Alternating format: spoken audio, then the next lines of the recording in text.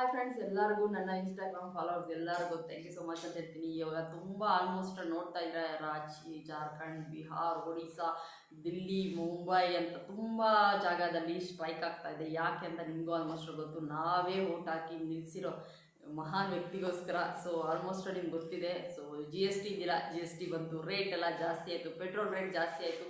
ಈ ಥರ ತುಂಬಾ ಅಂದರೆ ತುಂಬಾ ಎಲ್ಲ ಎಕ್ಕೋಗಿದೆ. ಆಲ್ಮೋಸ್ಟ್ ನಿಮಗೆಲ್ಲ ಗೊತ್ತಿದೆ, ನಾವೇನು ಹೇಳೋ ಅವಶ್ಯಕತೆ ಇಲ್ಲ. ಯಾಕಂತಂದರೆ ನಾವು ಅಂದ್ಕೊಂಡ್ರಿ ನಮಗೇನೋ ಹೆಲ್ಪ್ ಆಗುತ್ತೆ ಅಂತ. ಸೊ ಅದು ಹೆಲ್ಪ್ ಆಗ್ತಲ್ಲ, ಹೆವಿ ಆಗ್ತದೆ. ಸೊ ಆ ಹೆವಿ ತಡ್ಕೊಳಕ್ಕಾಗ್ತಲ್ಲ ಒಂದು.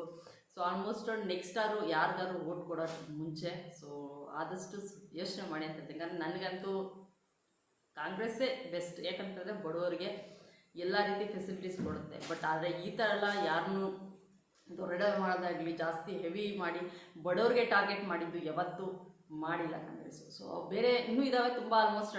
ಸೊ ನಿಮಗೆ ಯಾರು ಹೆಲ್ಪ್ ಆಗುತ್ತೆ. ಸೊ ಬಡವರು ಆಲ್ಮೋಸ್ಟ್ ಇವಾಗ ತುಂಬ ಪ್ರಾಬ್ಲಮಲ್ಲಿ ಇರೋದಲ್ಲ ಬಡವರೇ. ಸೊ ಈ ಲೋಕಲ್ ಪೀಪಲ್ಸ್ಗೆ ಅವ್ರು ಟಾರ್ಗೆಟ್ ಮಾಡಿಬಿಟ್ಟಿದ್ದಾರೆ. ಫಸ್ಟ್ ಎಲ್ಲ ರೀಚಾರ್ಜ್ ಇದ್ದಿಲ್ಲ. ಸೊ ರೀಚಾರ್ಜ್ ಮಾಡಿ ನಾನು ವರ್ಷಗಟ್ಟಲೆ ನಡೀತಾ ಇತ್ತು. ಇವಾಗ ಯಾವ ಥರ ಆಗಿದೆ ಈ ಥರ ಆಗಿದೆ. ಅಂದರೆ ತಿಂಗಳು ಮಾಡಿಸ್ಲೇಬೇಕು. ಅವಾಗೆಲ್ಲ ಮಾಡಿಸ್ಲಿದ್ರೆ ವರ್ಷ ಸಹ ಇರ್ತಾಯಿತ್ತು. ಸೊ ತುಂಬಾ ಅಪ್ಗ್ರೇಡ್ ಆದಷ್ಟು ಲೋಕಲ್ ಪೀಪಲ್ಸ್ಗೆ ತುಂಬಾ ಬಡವ್ರಿಗೆ ಕಷ್ಟ ಆಗ್ತಾಯಿದೆ. ಊಟಕ್ಕೆ ಕಷ್ಟ, ಪೆಟ್ರೋಲ್ ಕಷ್ಟ, ದುಡ್ಡಿಗೆ ಕಷ್ಟ, ಜಿ ಎಸ್ ಟಿ ಕಟ್ಟಬೇಕು. ಅದರಲ್ಲಿ 10 ರೂಪಾಯಿ ಸಂಪಾದನೆ ಮಾಡೋ 1 ರೂಪಾಯಿ ಜಿ ಎಸ್ ಟಿ ಕಟ್ಟಬೇಕು. ಸೊ ಈ ಥರ ಎಲ್ಲ ಬಂದಿರೋದು ಯಾರಿಂದ? ಮೋದಿಜಿಯಿಂದ. ಮೋದಿಜಿಗೆ ಒಂದು ದೊಡ್ಡ ನಮಸ್ತೆ ಮಾಡಬೇಕು. ಸೊ ಆಲ್ಮೋಸ್ಟ್ ಚಿಕ್ಕ ಮಕ್ಕಳೆಲ್ಲ, ನನಗೆ ಅಂತೂ 2 ದಿನ ನಿದ್ದೆನೇ ಬಂದಿಲ್ಲ ಈ ಥರ ಆಗ್ತಾ ಇರೋದ್ರಿಂದ. ಸೊ ಆದಷ್ಟು ನಿಮ್ಮ ಮಕ್ಕಳ ಕೇರ್ ನೀವೇ ತೊಗೊಳ್ಬೇಕು. ನಿಜನೇ. ಆದರೆ ಹಂಗಂತ ಯಾರನ್ನೂ ನಂಬೇಬಾರ್ದು. ಸೊ ಅಣ್ಣ, ತಂಗಿ, ತಮ್ಮ, ಅಪ್ಪ ತುಂಬ ಜನ ಇದ್ದಾರೆ. ಅದೆಲ್ಲನೂ ಬಿಟ್ಟು ನಾವು ಟ್ರಸ್ಟೇ ಮಾಡ್ಬೋದು ಅಂದರೆ ಕಷ್ಟ ಆಗುತ್ತೆ. ಸೊ ಆದಷ್ಟು ಇದೆಲ್ಲ ಸ್ವಲ್ಪ ನೋಡಬೇಕಾಗುತ್ತೆ. ಸೊ ಈ ಕ್ರೈಮ್ಸ್ ಎಲ್ಲ ಜಾಸ್ತಿ ಆಗಿಬಿಡಿದೆ, ಫ್ರಾಡ್ ಜಾಸ್ತಿ ಆಗಿಬಿಡಿದೆ, ಏನೂ ಮಾಡೋಕ್ಕಾಗ್ತಾಯಿಲ್ಲ. ಸೊ ಆದಷ್ಟು ನೆಕ್ಸ್ಟ್ ಓಟು ಕೊಡೋ ಟೈಮಲ್ಲಿ ಸೊ ದಯವಿಟ್ಟು ಯೋಚನೆ ಮಾಡಿ ಕೊಡಿ. ತುಂಬ ಎಜುಕೇಷನ್ದೆಲ್ಲ ಇದಾಗಿ ಎಷ್ಟು ಜನ ಹೆಣ್ಮಕ್ಳು ಓದೇ ತಿಂತಾ ಇದ್ದಾರೆ, ಎಷ್ಟು ಜನ ಹೋರಾಟ ಮಾಡ್ತಾಯಿದ್ದಾರೆ, ಎಷ್ಟು ಜನ ಲಾಠಿ ಏಟ್ ತಿಂತಾಯಿದ್ದಾರೆ, ಆಣಿಯಲ್ಲಿ ಹೊಡೆದು. ಅದೆಲ್ಲ ನೋಡಿದಾಗ ಬೇಜಾರು ಅನಿಸ್ಬಿಡ್ತು ನನಗೆ. ಸೊ ವಿಡಿಯೋನೇ ಮಾಡೋಕ್ಕಾಗಲಿಲ್ಲ. ಸೊ ಏನು ಮಾಡೋದು?